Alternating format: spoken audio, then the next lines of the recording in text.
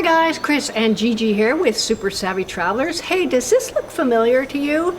If you've seen the new James Bond movie, you will recognize this shot. James Bond actually was right here in the train station in Sapri about a year ago when they were filming No Time to Die. So it's exciting. We spent today running around southern Italy trying to walk in the footsteps of James Bond. We were in Maratea earlier, we're in Sapri now, and then we'll be back in Calabria in a little bit. Now, we stretched across 3 regions of southern Italy just in our little short drive today. We started in Calabria, we went through Maratea, which is Basilicata, and now we're in Sapri, which is in Campania. So we've been getting around a little bit.